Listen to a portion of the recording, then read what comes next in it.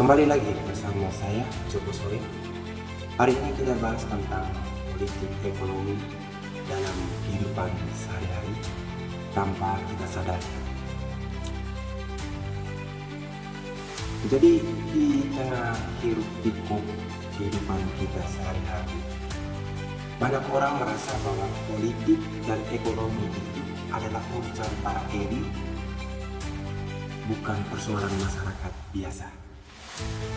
Padahal keputusan politik ekonomi yang diambil oleh pemerintah, baik melalui kebijakan subsidi, pajak, impor, hingga upah minimum, secara langsung mempengaruhi isi dompet kita, harga kebutuhan pokok, dan bahkan kesempatan kerja masyarakat. Nah, contoh sederhananya terlihat saat harga bahan bakar naik atau BBM. Bagi sebagian masyarakat, kenaikan ini tampak sebagai kebijakan teknis semata saja. Namun jika dicermati lebih dalam, itu adalah hasil dari pilihan politik ekonomi. Apakah negara ingin mengurangi beban anggaran subsidi atau melindungi daya beli rakyat kecil? Kebijakan seperti ini tidak pernah netral.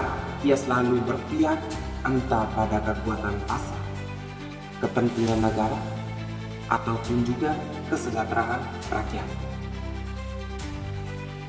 Belajar ekonomi itu menjadi penting agar kita tidak hanya menjadi penonton dalam pertarungan kepentingan itu. Jadi dengan memahami konsep-konsep seperti inflasi, ketimpangan, dan pasar tenaga kerja, kita bisa lebih kritis terhadap kebijakan-kebijakan publik. Kita bisa dapat bertanya, mengapa pajak untuk rakyat kecil dipungut tegas, tetapi penghindaran pajak oleh korporasi besar seolah-olah dibiarkan? Atau siapa sebenarnya yang diuntungkan dari pembangunan infrastruktur besar-besaran? Masyarakat umum atau segelintir investor saja?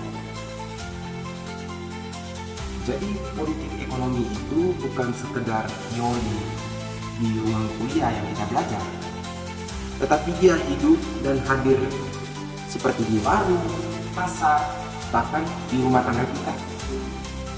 Saat harga beras naik tapi gaji tidak ikut naik, itu adalah dampak dari keputusan ekonomi politik. Oleh karena itu, memahami ekonomi bukan hanya penting, tapi dia adalah bentuk perlawanan terhadap ketidaktahuan yang membuat rakyat mudah dimanipulasi. Sekian dan terima kasih.